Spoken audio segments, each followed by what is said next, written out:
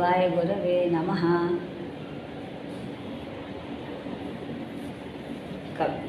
దక్షిణామూర్తి శరణిస్తూ గురవే సర్వలోకానాం కుశజే భవరోగిణాం నిధయే సర్వవిద్యానాం దక్షిణామూర్తయే నమః. జమీశ్వరం వినా లోకే యః కోపి చ న విద్యతే తమీశ్వరమహం వందే వినాయకమద్విజం. శారదా శారదాంభోజి వదనా వదనాంబుజే సర్వదా సర్వదా అస్మాకం సన్నిధి సన్నిధిం క్రియాత్. గురువుల హృదయం తెలియాలని దక్షిణామూర్తి శరణిస్తూ గురవే సర్వలోకానాం విషజే భవరోగిణాం నిధయే సర్వ విద్యానాం దక్షిణామూర్తయే నమః. విఘ్నం లేకుండా ఉంటా అని చెప్పుకుంటాం. నిన్న మనం చెప్పుకుంటూ వివరణ చెప్పుకుంటూ ఆపేసాం. ఉత్తమ మహారాజు మూడవ వశిష్ఠ కులంలో పుట్టినటువంటి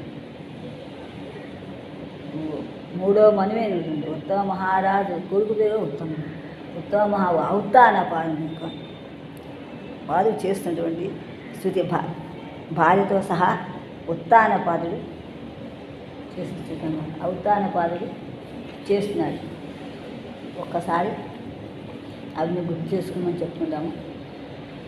బహుళాదేవి భర్త అయినటువంటి ఉత్తముడు ఉత్తానపాదుని కొడుకు, అంటే ఉత్తముల యొక్క తండ్రి అన్నమాట.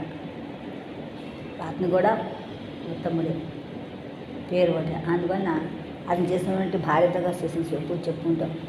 ఆ పూజలో ఆ శివుని యొక్క కొనియాట శివస్థుతుడు ఏ అన్ని కథలు చెప్పుకుంటూ గాథలు కథలు చెప్పుకుంటూ ముందు రోజున్నాడు. అక్కడ మనం చెప్పుకుంటున్నాము. ఈ ఒక్కసారి ఒక రెండు పద్యాలు చదువుకుంటే ఎలాగైతే ధ్యానం చేశాడో, ఎప్పుడైతే ఇద్దరు కలిసి భార్యతో సహా తీశాడు, అది హిరణ్యకశిపుని యొక్క చంపినప్పుడు ప్రహ్లాదుని యొక్క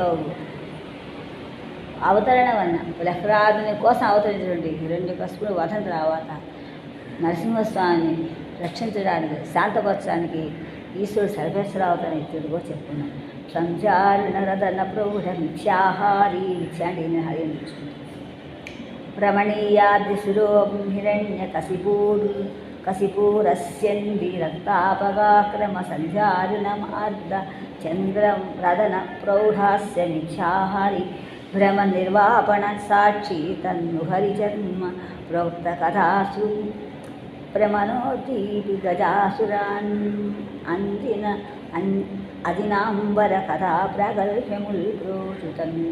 అలాంటి కథాలను గజాసుని రక్షించాలని గజాసురుని యొక్క చరమధనుడి శివుడు రక్షించాలని చెప్పుకుంటే ఇంకా ఏ ఉన్నాయో పాదులే తపస్సు యొక్క గొప్పత కూడా రక్షించాలని అనే శివకథలన్నీ ప్రారంభిస్తే మొత్తం శివకథలన్నీ కాంచీగంధం ఏమున్నా దాని నుంచి శివకథలన్నీ కూడా ఆయన ఇందులో క్రోడీకరిస్తూ ఒక పద్యంలో ఒక పద్యం 4 రకాల ఒక పద్యం ఒకటి విపురంగా చెప్పాడు. అలాగే కిరాతార్జుని కథ కూడా చెప్పాడు. శివుడు తపస్సు చేయడం, శివుడు పాశుపదాస్త్రం సంపాదించడం కోసం శివుడితో యుద్ధం చేసిన అర్జునుడి కథ కూడా ఇందులో చెప్పాడు.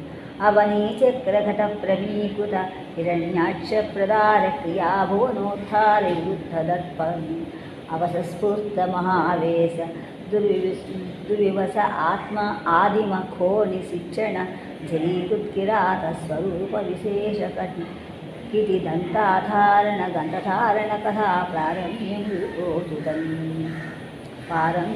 ప్రోచుతన్ అని హిరణ్యకశిపుని వధించడం అన్ని మహాత్మ రాక్షసుల యొక్క మహాత్మ గొప్పదం అని చెప్తూ రాక్షసుల యొక్క తలుచుకుంటూ అందరికి కూడా నమస్కరించారు. బాణాసురుని అందరినీ కూడా ప్రతి యొక్క భక్తుల శివభక్తుల కాదని చెప్తూ శివుని కొనియాట అవి శివుని భక్తులం అని చెప్తున్నాయి. ఇంకా ఆ కాలంలో ఈ కాలంలో అటువంటి ఒక్క యుగంలో ఈ యుగం అంతా కూడా ఈ కలియుగం అంతా పరాశర మహర్షే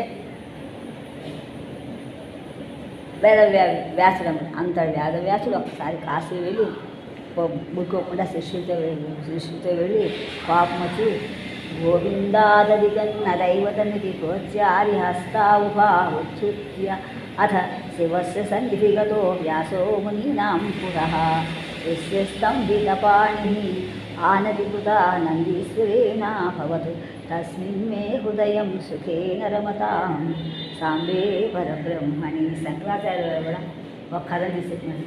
ఒకసారి కాశీ వెళ్ళి వేదవ్యాసం గోవిందాహరి కన్నా దైవతమితి ఆ చేతి పైగైతే దేవుడిని శ్రీ వెంకటే హరికన్నా విష్ణుమూర్తి కన్నా దేవుడిని చేయొచ్చాడు.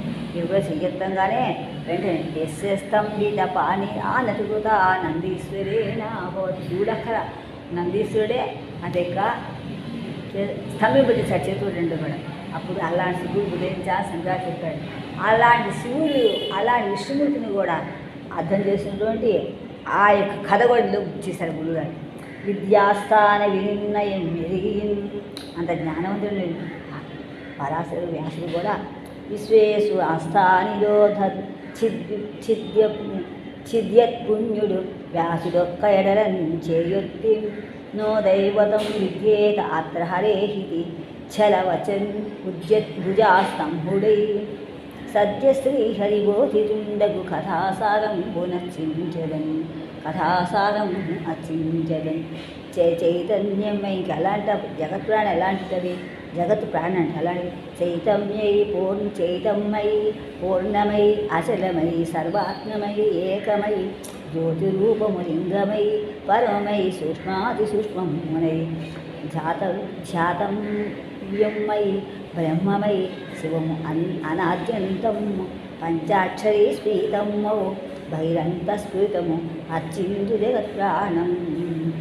జగత్ ప్రాణం మనిషికి ఎలా ప్రాణం ఉంటుందో జగత్ ప్రాణం ఏంటంటే చైతన్యం అన్ని రకాల కూడుకుందని పరిపూర్ణతో నిండిందని క్షణం లేకుండా ఉంటుంది సర్వాంతా వ్యాపించిందని ఒకే రూపమని అది కూడా జ్యోతి రూపంతో జరుగుతుందని అన్ని కథలు కూడా మొత్తం శివకథలన్నీ కూడా పరిశోధిస్తాయి.